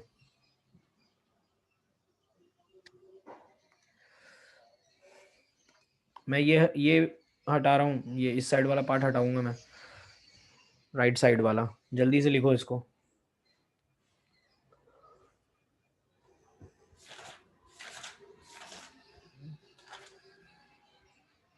हटा रहा हूँ मैं।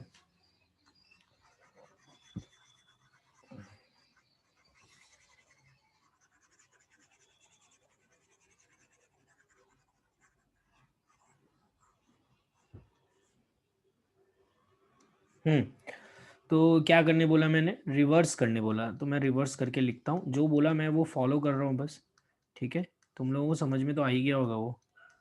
अब ये रिवर्स कर दिया, फिर मैंने बोला इसका जनरल टर्म लिख लो, TR+1 is equal to NCR 1/√³ root of 3 की पावर N-R 2 की क्यूब रूट की पावर R। कौन सा टर्म चाहिए, 7th टर्म चाहिए, तो R को क्या पुट करेंगे, 6 पुट कर दो, जो आंसर आएगा वही है। ठीक है, फाइनल आंसर, उसको तुमको सिंप्लीफाई करने की भी ज़रूरत नहीं है। ठीक है, हो गया होगा ये, मैं टाइम वेस्ट नहीं करूंगा इसमें। नेक्स्ट बहुत इंपॉर्टेंट क्वेश्चन करा रहा हूँ, ये पहला सवाल है। इस टाइप के क्वेश्चंस तुमको मेंस में मिलेंगे, ठीक है। फाइंड द टर्म, पहला सवाल ऐसा करा रहा हूँ, फाइंड द टर्म फिर तुम लोग को भी दूंगा कुछ क्वेश्चंस करने के लिए, मेंस में बहुत बार आया इंडिपेंडेंट ऑफ एक्स, अभी कराया था इंडिपेंडेंट ऑफ एक्स, लेकिन वैसा नहीं है। Find the term independent of x in the expansion of, ठीक है, इन द एक्सपेंशन ऑफ, इसमें पूरा टर्म ही निकालेंगे हम, ठीक है। बताता हूं मैं क्या है।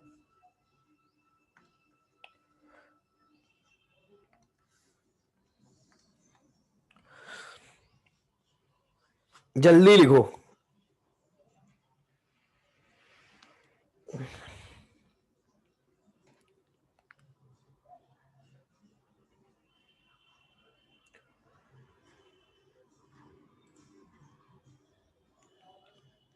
रुको 2 मिनट। क्वेश्चन तुमको लिख के नहीं देना है मेरे को, तुमको नहीं करवाना, मेरे को करने दो 1-2 सवाल। हाँ चलो देखो अभी, 1+x+2x² 3x² / 2 -1/3x की पावर 9, ठीक है। अब बात सुनो मेरी, ये बहुत इंपॉर्टेंट क्वेश्चन है, तुम लोग कोई भी करो मत, इसको सुन लोगे तो सही रहेगा, ठीक है। बहुत इंपॉर्टेंट क्वेश्चन है ये। इसको करने का क्या तरीका है, सबसे पहले मैं तुमको समझाता हूँ ये है क्या चीज़। तुम सोचो इसको एक्सपैंड करोगे, इसको एक्सपैंड करोगे तो इसमें टोटल 10 टर्म्स आएंगे, है ना। वो 10 टर्म्स को पहले 1 में मल्टीप्लाई करोगे, पूरे 10 टर्म्स आ गए। फिर वो 10 टर्म्स को x में मल्टीप्लाई करोगे, टोटल और 10 टर्म्स आ गए। फिर वो 2x² को फिर और 10 टर्म्स मल्टीप्लाई करोगे तो टोटल 30 टर्म्स आएंगे। तुम पूरा मल्टीप्लाई करोगे तो 30 टर्म्स मिलेंगे तुमको, समझ में आना चाहिए तुमको ये चीज। अब वो 30 टर्म्स में से कुछ टर्म्स ऐसे होंगे, कुछ इसमें से हो सकते हैं, कुछ इसमें से हो सकते हैं, कुछ इसमें से हो सकते हैं, जो इंडिपेंडेंट ऑफ एक्स हो, ठीक है। हमको है ना वो सारे टर्म्स को साथ में करके वो वैल्यू बतानी है, कौन सा टर्म इंडिपेंडेंट ऑफ एक्स है। जैसे अगर मैं बोलूँगा x plus one by x का होल स्क्वायर अगर तुम खोलोगे तो क्या आता है, x square plus one plus two plus one by x square. मैं बोलूँगा कौन सा टर्म इंडिपेंडेंट ऑफ एक्स, तो तुम बोल सकते हो ये टू, टू है उसकी वैल्यू, टू ही, ये टू है वैल्यू, ये टर्म इंडिपेंडेंट ऑफ एक्स है। तो अब मुझे क्या करना पड़ेगा, देखो समझो, यहाँ पे इसको पूरा एक्सपैंड करना पड़ेगा और फिर वन मल्टीप्लाई करना पड़ेगा, फिर एक्स मल्टीप्लाई करना पड़ेगा, फिर एक टू एक्स स्क्वायर मल्टीप्लाई करना पड़ेगा और 30 टर्म्स लिखने पड़ेंगे, फिर उसमें से इंडिपेंडेंट ऑफ एक्स वाले निकाल के साथ में करने पड़ेंगे। अब इतना मेहनत नहीं करूंगा मैं, तो मैं क्या करूंगा, सुन लो ध्यान से, इसका जनरल टर्म लिख रहा हूँ, t r plus one is equal to, देखो क्या आएगा, 9cr 3x स्क्वायर बाई 2 की पावर 9 माइनस आर। सब लोग देखना, मेरे को आंसर प्लीज मत बताना क्योंकि मेरे को आंसर चाहिए ही नहीं, ठीक है। इसके बाद जो क्वेश्चन दूंगा करना उसको। यहाँ पे मैं इन सब टर्म्स को अच्छे से साथ में लिख रहा हूँ, 9cr 3/2 की पावर 9 माइनस आर माइनस 1 की पावर आर अपॉन 3 की पावर आर एक्स की पावर 18 माइनस 3r। कोई प्रॉब्लम नहीं होनी चाहिए इसमें, इतना कैलकुलेशन तो तुम लोग इसके पहले भी कर रहे थे, ठीक है। अब मैं आगे का बता रहा हूँ, सुनना ध्यान से, ठीक है। अब क्या होने वाला था आगे कि भाई हर एक टर्म को इसके मल्टीप्लाई करना था पूरे के पूरे इसमें 10 टर्म्स में, ठीक है। अब तुम मुझे एक चीज सोच के, तुम ही सोच के देखो, बताओगे तो क्या ही, सुनो बस, ठीक है। एक चीज सोच के देखो, ये वन में जब तुम मल्टीप्लाई, वन में क्या मल्टीप्लाई, जैसे चलो जवाब देना तुम लोग, ये एक्स स्क्वायर में क्या मल्टीप्लाई करोगे, इधर कौन सा टर्म मल्टीप्लाई करोगे कि सच दैट वो वाला टर्म इंडिपेंडेंट ऑफ एक्स हो जाए, मतलब एक्स स्क्वायर गायब हो जाए, एक्स स्क्वायर में क्या मल्टीप्लाई करोगे कि वो टर्म इंडिपेंडेंट ऑफ एक्स हो जाए।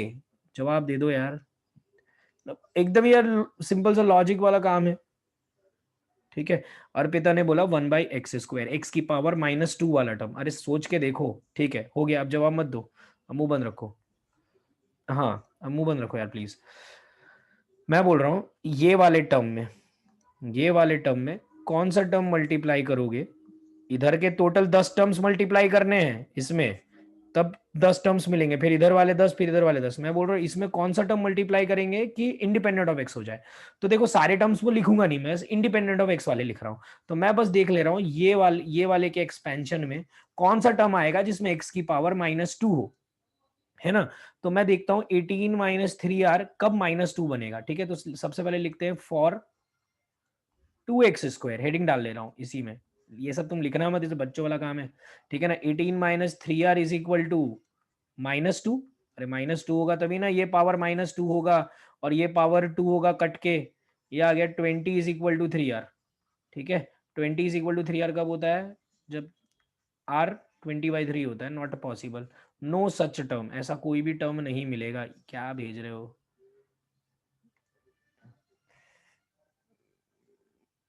हाँ बिल्कुल कर लो, करके आंसर बता दो मुझे मुंह बंद करके, ठीक है। नेक्स्ट एक्स को किस में मल्टीप्लाई करेंगे, 1/x वाले टर्म में, तो फॉर एक्स लिख रहा हूँ, ठीक है। 1/x मतलब एक्स की पावर -1, मैं देख रहा हूँ 18 minus 3r is equal to 1 कब बन रहा है, मतलब 17 is equal to 3r, 17 is equal to 3r, फिर से नॉट पॉसिबल, ये भी कभी नहीं बनेगा, ठीक है। ये क्वेश्चन आसान हो गया। फॉर 1, 1 कब बनेगा, 1 मतलब ये कांस्टेंट है, तो किस में मल्टीप्लाई करेंगे तो इंडिपेंडेंट ऑफ एक्स आएगा, ऑब्वियसली कांस्टेंट टर्म में मल्टीप्लाई करोगे तब इंडिपेंडेंट ऑफ एक्स आएगा, ठीक है। -1 होगा, हाँ सॉरी सॉरी सॉरी, -1 होगा, तो भी नहीं आ रहा है, कोई टेंशन नहीं, 19 इज इक्वल टू 3r, 1 में मल्टीप्लाई करना है, तो 1 में क्या इंडिपेंडेंट ऑफ एक्स वाला ही मल्टीप्लाई करना पड़ेगा, मतलब जिसमें एक्स नहीं हो वही वाला देखना पड़ेगा। 18 minus 3r is equal to 0, तो यहाँ से तो r 6 मिल गया, मतलब मैं इसमें 6 पुट करता हूँ तो क्या मिलेगा, 9c6 3/2 की पावर 3 -1 की पावर 6 अपॉन 3 की पावर 6, ठीक है। ये 1 में मल्टीप्लाई कर देंगे, this is the final answer, ये है आंसर हमारा, ठीक है। इन दोनों से तो कोई टर्म ही नहीं मिला इसलिए कोई टेंशन ही नहीं, इससे मिला, यही है फाइनल आंसर हमारा, लिख लो इसको, ठीक है। समझ में आया तो बहुत बढ़िया, नहीं समझ में आया तो अपने आगे करते हैं, किसी को डाउट है कुछ तो पूछो, आराम से नोट करो।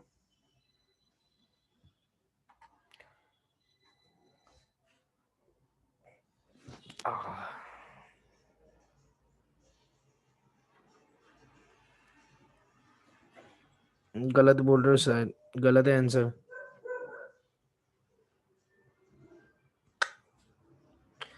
आंसर क्या है नहीं नहीं ठीक है, हो सकता है, पता नहीं मुझे, हो सकता है। मैं देता हूँ दूसरा सवाल देता हूँ, सीधा जेई में आया हुआ सवाल दे रहा हूँ।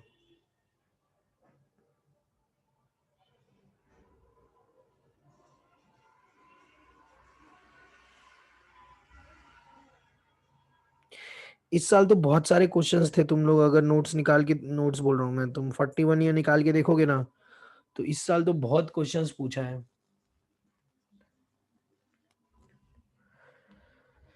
तीन केसेस क्यों लिए फिर से बताओ माही? तीन केसेस इसलिए लिए क्योंकि तुम सोच के देखो ना यार, तुम खुद का अकल लगाओ ना, क्या पूछ रही हो मेरे से, सोच के देखो यहाँ पे।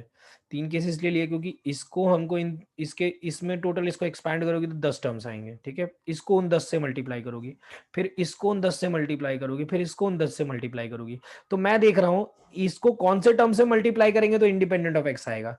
तो देखो फॉर 2x² लिया, ठीक है। 2x² मतलब देख रहा हूँ 2x² को किस में मल्टीप्लाई करेंगे तो इंडिपेंडेंट ऑफ एक्स आएगा, 1/x² वाले टर्म। तो मैं देख रहा हूँ ये 1/x² कब बन रहा है, मतलब x की पावर -2 कब बन रहा है, देखो -2 की, तो देखा कभी नहीं बन रहा है। तो इसको किसी भी टर्म में मल्टीप्लाई कर लो, इंडिपेंडेंट ऑफ एक्स आएगा ही नहीं। हाँ बिल्कुल, एक से ज्यादा टर्म आएंगे, अभी क्वेश्चन दे रहा हूं मैं, ठीक है।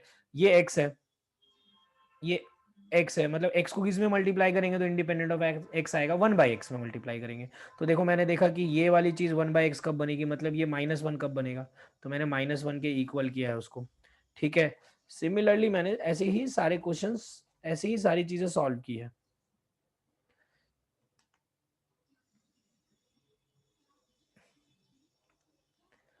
चलो आगे करते हैं, फिर देखना नहीं समझ में आया तो पूछना।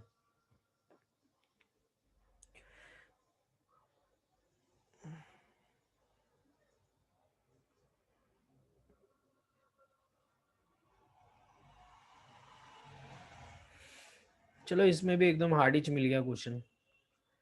फाइंड द कोएफिशिएंट ऑफ, वही टर्म पूछा है, x की पावर -1 इन 1 + 3x² प्लस x की पावर 4, 1 + 1/x⁸ करो, देखो बनता है क्या। बहुत अच्छा सवाल है, इजी नहीं है, ठीक है। मैं भी स्टार्ट कर देता हूँ, बैठे रहने का कोई मतलब नहीं है, तुम, मैं धीरे धीरे ही कर रहा हूँ, ठीक है ना। किसी को नहीं समझ में आया तो एकदम आराम से मेरा सोल्यूशन देखो, मेरे से मतलब तुम लोग मेरे से पहले ही कर लोगे। 5 मिनट दे रहा हूँ मैं, मतलब मैं बस एक्सपेंशन लिख के, जनरल टर्म लिख लिख के छोड़ रहा हूँ, ठीक है। तो अगर जनरल टर्म लिखोगे तो आएगा 1 की पावर 8 - r, करो तुम लोग, टाइम है तुम लोगों के लिए। 8 - r 1/x⁴ ऐसा आएगा। तो 1 की पावर तो एनीथिंग 1 ही होता है, तो मैं तो इसको अच्छे से लिख देता हूँ, 8 CR 1/x⁴, ठीक है। या इसको सिंपल सा भी लिख सकते हो, हाँ ठीक है, 8 CR x⁻⁻r, ठीक है। अब फॉर 3 पार्ट में सॉल्व करना, for x⁴, for 3x², for 1,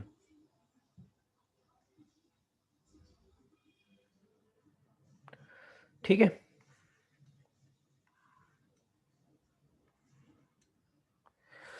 अब कर ही रहे हो तुम लोग, मैं धीरे धीरे बता रहा हूँ, इसी के लिए जो लोग कर रहे हो आराम से करते रहो, मेरे को आंसर बता दो बस मेरे से पहले। अब तुम अगर सोचोगे x⁴ को किस में मल्टीप्लाई करेंगे तो कट जाएगा, वो सॉरी क्या चाहिए अपने को, -1 चाहिए पावर, ठीक है ना। -1 चाहिए पावर, इंडिपेंडेंट ऑफ एक्स वाला नहीं है, -1 लिख दिया यहाँ पे। तो किस में मल्टीप्लाई करेंगे तो x⁻−1 बचेगा, यहाँ पे क्या रखेंगे तो 5, है ना। x⁴ upon x⁴ is x⁻−1, ठीक है। यार ये सब बताना बहुत ही अजीब लगता है, अभी क्लास में होते ना तो बताता तुम लोगों को। तो r यहाँ पे, फॉर r = 5, पुट r = 5, तो ये टर्म क्या बन जाएगा, 8c5 x⁻−5, ठीक है, मैं बस वही वाले देख रहा हूँ जिसमें कट जाएगा, समझ रहे हो ना। यहाँ एक्स स्क्वायर है, इसको किससे डिवाइड करेंगे, एक्स क्यूब से, तब एक्स की पावर -1 आएगा। तो यहाँ पे क्या लिखेंगे, put r is equal to 3। किसी ने शायद आंसर भेजा है, वैल्यू निकाले हो क्या। 176 बोल रही है अर्पिता, देख लेते हैं अर्पिता, एक सेकेंड, मेरे पास क्या वैल्यू नहीं है निकल के, मैं उसी के फॉर्म में है, सी के ही फॉर्म में है, सही होगा तुम्हारा। ठीक है, और यहाँ पे फॉर 1 देख रहे हैं, 1 को किस में मल्टीप्लाई करेंगे, ये 1 को किस में मल्टीप्लाई करेंगे, तो एक्स की पावर -1 आएगा, 1 को एक्स से डिवाइड करना पड़ेगा, है ना, तो एक्स की पावर -1 आएगा। तो मैं यहाँ पे बोल देता हूँ put r is equal to 1। ठीक है, एक गड़बड़ करते हैं हम लोग, मुझे पता नहीं किए हो कि नहीं किए हो तुम लोग। तो यहाँ आएगा 8c1 एक्स की पावर -1। ठीक है, समझ रहे हो ना, ये वाले टर्म में इसको मल्टीप्लाई करोगे, एक्स की पावर 4 को मल्टीप्लाई करोगे तो क्या आएगा देख लो, एक्स की पावर -1 आएगा। इस वाले टर्म में क्या मल्टीप्लाई करोगे, 3x स्क्वायर मल्टीप्लाई करोगे तो देख लो क्या आएगा, और इस वाले टर्म में 1 मल्टीप्लाई करोगे तो देख लो क्या आएगा। इतने अच्छे से मैंने कभी नहीं लिखा ये क्वेश्चन। ठीक है, अब इन तीनों को क्या करना पड़ेगा, ऐड करना पड़ेगा। इसको ऐड किया और इसको भी ऐड किया, सब में से कॉमन क्या आ जाएगा, एक्स की पावर -1, और बचेगा क्या, यहाँ बचेगा 8c5 प्लस 3 टाइम्स 8c3। कुछ लोगों ने शायद 3 छोड़ा होगा, पक्का बोलता हूँ मैं 3 छोड़ते हैं, मैं भी वही मिस करता था। 8c1, ठीक है, 8c5 कितना होता है, 8c5 होता है 8 7 6 56 होता है। तो ये आ रहा है 56 प्लस 56 ही होता है ना।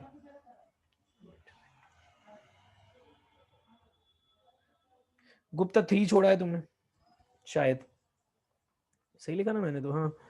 8c5 is 8 factorial by 5 factorial 3 factorial 8 7 6 56 ही तो होता है।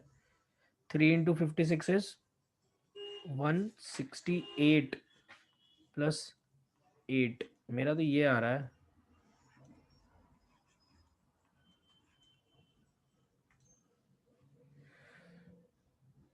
एट्टी फोर कहाँ से आया, 56 8c3 भी तो वही होता है। 232 लिखा है साइली ने, शायद वही सही है।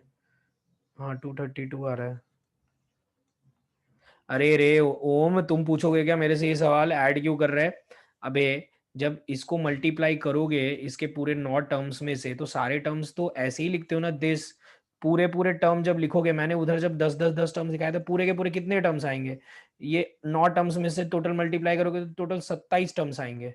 ठीक है ना, 27 के 27 टर्म्स लिख लेना, तुमको लिखना हो बैठ के तो। 27 टर्म्स लिखने के बाद वो वाले टर्म्स देख लेना जिसमें एक्स की पावर -1 आ रहा है, तो ये वाला टर्म आएगा, ये वाला टर्म आएगा, और ये वाला टर्म आएगा। अब उन दोनों को, उन तीनों को क्या करोगे, साथ ही करोगे ना। साथ करने का मतलब क्या होता है, ऐड ही करना होता है ना, ऐड ही तो करोगे, और क्या करोगे। ऑप्शन क्या आएंगे, 232 लिख के आएगा ऑप्शन में,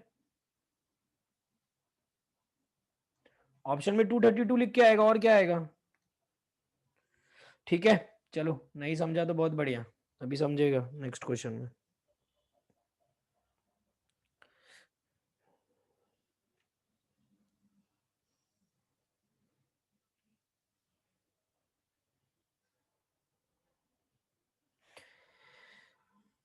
या ठीक है, एक काम करते हैं, एक टाइप चेंज करता हूँ, एक ही के पीछे पीछे पढ़ाएंगे तो गड़बड़ हो जाएगी। r इज इक्वल टू -4 -5 आएगा, हो गया सब कचरा। क्या कचरा हो गया यार, चलो सुनो शांति से, कचरा फचरा क्या बोल रहे हो पता नहीं। नेक्स्ट हेडिंग डालो, लास्ट है ये आज का, लिखो heading, questions to find number of rational terms. ठीक है, ये इजी वाले क्वेश्चंस होते हैं, केवीपीवाई, केवीपीवाई जिनको देना है उनके लिए, इवन आगे जाओगे आईएएस वाईएएस का पेपर दोगे उसमें भी पूछते हैं ये सब। ठीक है, तो देख लेना ध्यान से, मतलब हर जगह ही पूछते हैं, ये बेसिक मैथमेटिक्स है। क्वेश्चन लिखो, फिर मैं क्वेश्चन तुम लोगों को दूंगा करने के लिए। Find number of rational terms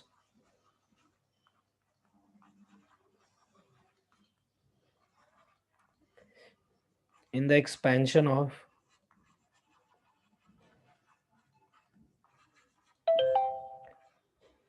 3 की पावर 1/5 प्लस 2 की पावर 1/3 होल की पावर 15। ठीक है, कोई मुझे आंसर मत बताना, मैं इंटरेस्टेड ही नहीं हूँ आंसर सुनने में, मेरे को इसके बाद वाले क्वेश्चन के आंसर्स बताना। ठीक है, अब सुनो मेरी बात ध्यान से, मैं जो पूछ रहा हूँ उसका जवाब देना बस। मेरे को बताओ इसमें नंबर ऑफ टर्म्स, इसको एक्सपैंड करेंगे तो कितने टर्म्स आएंगे टोटल? इसको एक्सपैंड करने पे टोटल कितने टर्म्स आएंगे? 16। ठीक है, 16 टर्म्स आएंगे। अब इतना तो मानते हो, इतना तो मानते हो कि कुछ टर्म्स होंगे उसमें रैशनल और कुछ टर्म्स होंगे उसमें इरैशनल, मतलब जिसमें 3 का पावर ये फ्रैक्शन वाला होगा वो इरैशनल, और जिसमें 3 का पावर और 2 का पावर अच्छा होगा, इंटीजर होगा, उसमें ये रैशनल टर्म होगा। तो वही हमको हर क्वेश्चन को करने के लिए इसमें जनरल टर्म ही लिखना पड़ता है। तो मैं फिर से जनरल टर्म लिख रहा हूँ, 15 CR 3 की पावर 1/5 की पावर, पावर ये वो 15 माइनस R 2 की पावर 1/3 होल की पावर R। ठीक है, इसको और अच्छे से लिख देता हूँ, TR+1 is equal to, simplify करके 15 CR 3 की पावर 15 माइनस R/5 2 की पावर R/3। ठीक है, अब मेरी बात सुनो, कुछ लिखने की जरूरत नहीं है, बस बात सुनो मेरी। अब तुम मुझे ये बताओ, इसको रैशनल बनाने के लिए ये 5 कटना चाहिए, आर को कुछ ऐसा रखना पड़ेगा सच दैट वो 5 कटना चाहिए, है ना? ठीक है, आर को यहाँ पे कुछ ऐसा रखना पड़ेगा सच दैट ये 5 कटना चाहिए। तो आर को मुझे बताओ क्या क्या रखोगे कि वो 5 कटेगा, बताओ मुझे क्या क्या सब बताओ ना, सिर्फ 15 बता रहे हो, 15 के मल्टीपल्स क्या 15 रखूं, 30 रखूं? क्या आदमी हो यार तुम लोग, ढंग से जवाब तो दो। 15 के मल्टीपल बोल रहे हैं मुझे रखने के लिए, बिल्कुल 0 रखूंगा। अरे तुम लोग आर को नेगेटिव रखने स्टार्ट कर दिए क्या? इसमें टोटल टर्म्स कितने आएंगे? 15 आएंगे, सॉरी 16 टर्म्स आएंगे। आर कहां से कहां तक रखते थे? 0 से लेके 15 तक रखोगे आर, यहाँ पे 0 से लेके 15 के बीच में, 15 से बड़े मत रखो, 15 के मल्टीपल बोल रहे हैं मेरे को, रखू 15, 30, 45 रखू क्या? 0 रखेंगे, 5 रखेंगे, 10 रखेंगे, 15 रखेंगे, और कुछ नहीं रखने वाले उसमें। 15 भी रख सकते ना, T15 रखने पे, यहाँ पे देखो ना 15 रखने पे क्या मिलेगा? 16वां टर्म मिलेगा। ठीक है, और नेक्स्ट यहां पे बताओ मुझे आर को क्या, यहां पे आर क्या क्या रखेंगे सच दैट 3 कट जाए?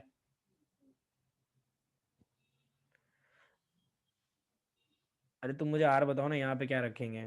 0, 0 से स्टार्ट तो कर लो भाई। 3 मल्टीपल्स ऑफ, उसका कोई लिमिट होता है ना, मल्टीपल का लिमिट भी तो बताना पड़ेगा कहां पे जाके रुकने का है। 3, 6, 9, 12, 15। ठीक है, अब मुझे ये बताओ, ये दोनों तो मैंने लिख दिया, एक इसके लिए लिखा है और ये इसके लिए लिखा है। अब मुझे ये बताओ, दोनों का कॉमन लूं कि दोनों को मिला के लूं? इंटरसेक्शन कॉमन क्यों? उसका भी सिंपल सा कारण है यार, इसका भी कटना चाहिए, इसका भी कटना चाहिए। तुम सोच के देखो, इसका कट गया 5 और इसका रह गया 3, तो वो इरेशनली तो रह गया ना। हमको रैशनल बनाना है तो दोनों का 5 और 3 कटना चाहिए। तो दोनों में कॉमन कौन सा है? एक ही कॉमन है, 15। ठीक है ना, मतलब उसका कितने रैशनल टर्म आया उसमें? एक रैशनल टर्म आया। आर की वैल्यू 15 रखने पे एक रैशनल टर्म मिलेगा। Number of rational terms, number of rational terms कितना आया? एक, एक ही रैशनल टर्म आया। Number of irrational terms 15। अच्छा 0 भी तो कॉमन है यार, शिट शिट शिट, दो है ना, हाँ हाँ, सॉरी सॉरी, किसी ने ही अभी लिखा था, मैंने ध्यान नहीं दिया इसी के लिए। 0, कितने रैशनल टर्म्स है? दो रैशनल टर्म्स है। ठीक है, और कौन कौन सा रैशनल टर्म है? तो 0 रखने पे मिलेगा फर्स्ट टर्म, और 15 रखने पे मिलेगा 16th टर्म, मतलब दो ही टर्म रैशनल है इसमें, पहला और आखिरी, बाकी सब इरैशनल है। ठीक है, चलो छापो, फटाफट छापो।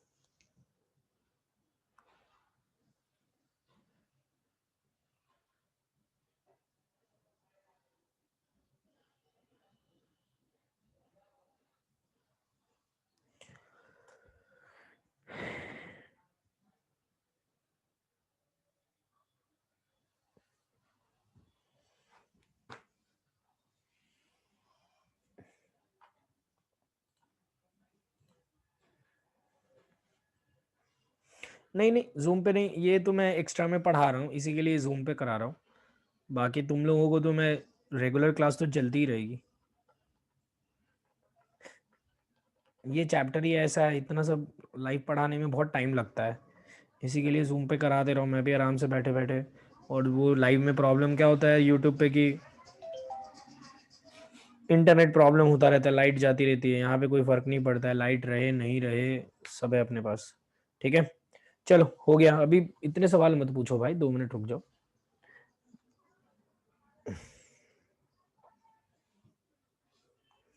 पहले ये सवाल करके दिखाओ। ये देखो KVPY वगैरह में और मेंस वगैरह में आया हुआ सवाल है इस टाइप का, मतलब अब मुझे नहीं पता कहाँ का सवाल है, पर कहीं ना कहीं कंपटीशन में ही पूछा हुआ है। तुम लोग आगे कोई भी एग्जाम दोगे, MBA का भी पेपर दोगे ना, कैट वगैरह के लिए भी पेपर दोगे, और कोई भी आर्मी वगैरह किसी के लिए भी पेपर दोगे, NDA का पेपर दोगे, तुमको भर के मिलता है ये सब उसमें। ये इस टाइप के सवाल, KVPY कंपटीशन वगैरह का पेपर, वो RMO वगैरह का पेपर, NTSE।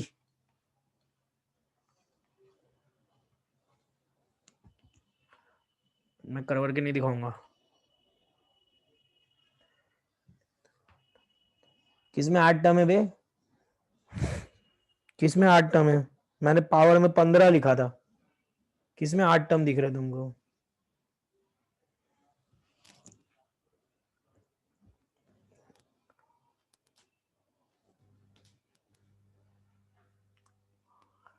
करके बताओ क्या आएगा आंसर।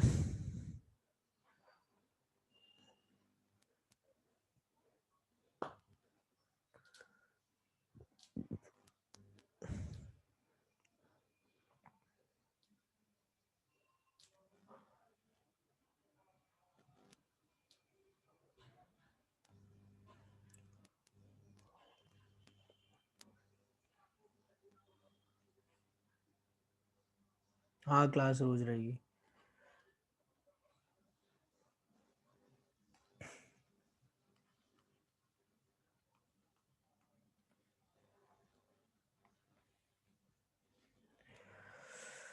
बिल्कुल, बहुत बढ़िया। 6 और 4 का इंटरसेक्शन इंक्लूडिंग 0 अंडर 1000, ये ऐसे जवाब दोगे क्या? वाह, वो निकालना नहीं है मेरे को क्या, 6 और 4 का इंटर निकाल लूँ मैं, बैठ के निकाल लूँ क्या? 6 और 4 का इंटरसेक्शन क्या होता है? 12 होता है, मतलब 12 के मल्टीपल्स की बात करो तो इतना क्या तुम लोग के जान पे आ रहा है काउंट करने में? 0, 12, 24, 1000 के पहले तक जो भी होता है देख लेना, उसमें क्या है लास्ट टर्म करके। ठीक है, मैं लिख देता हूँ, 11th वालों को शायद प्रॉब्लम हो रही हो। 1000 - R/4, 8 की पावर R/6। इसको सिंप्लीफाई करना सबको आता है। 1000 CR, 3 की पावर, 1000 - R/2, 9 को 3 स्क्वायर लिख लेना, और 2 की पावर R/2। ठीक है, इसमें तुमको दिख रहा है सारी, अरे नो नो नो, गलत है ये। क्या है बे, सिंप्लीफाई किए नहीं उसको, वो सिर्फ इस पे नहीं आ रहा, 9 है ना, ये 9 है ना, उसको 3 स्क्वायर तो लिख के सिंप्लीफाई करोगे ना। गलत है, सबका गलत है, जो जो 84 बता रहे हैं और 6 और 4 का इंटरसेक्शन बता रहे हैं वो गलत है। ठीक है, क्यों गलत है? अरे यार वो तो 9 है ना। 9 की पावर में ऐसा नहीं है कि 9 की पावर में अगर मैंने 1/2 रख दिया तो ये इरेशनल हो जाता है। 9 की पावर 1/2 रैशनल होता है 3। तो तुमको उसको 3 की पावर में सिंप्लीफाइड फॉर्म में कन्वर्ट करना पड़ेगा। कन्वर्ट किया ना मैंने, देखो 3 का स्क्वायर लिखोगे इसको तो 4 कट जाएगा और 2 बचेगा। अब यहाँ पे क्या क्या रख सकते हैं, यहाँ पे R को मैं 0 रखूंगा, सारे 2 के मल्टीपल्स, 0, 2, 4, 6, 8, देखो गलती करवा दी ना, डॉट डॉट डॉट कहाँ तक, 1000 तक। तो ये तो तुमको समझ में आ ही गया होगा कितने टर्म्स होंगे total. Rational terms is equal to 501। 501 rational terms आएंगे उसमें। ठीक है, गलत।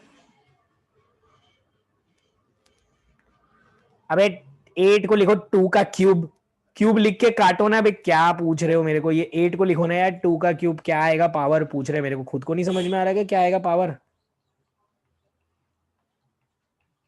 क्या आएगा पावर दिख नहीं रहा है? पावर r/4 आएगा बोल रहा है। चलो ठीक है, ये भी क्लियर होना चाहिए। आ जाएंगे यार तुम लोगों को क्वेश्चन, उसका टेंशन मत लेना, एक आध क्वेश्चन गलत हो गया तो ठीक है, ये सब बनने लगेंगे। ठीक है, इतना ही रखता हूँ। क्या टाइम हुआ? 3:25 हो गया है। ठीक है, अनम्यूट कर रहा हूं मैं, तुम लोगों को कुछ बोलना हो तो बोल सकते हो।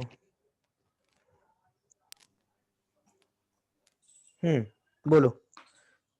बाय। वाह, मिलिंद। जय हिंद सर। जय हिंद जय हिंद। मैं जय बंद हिंद सर वो कर सर। 501 कैसे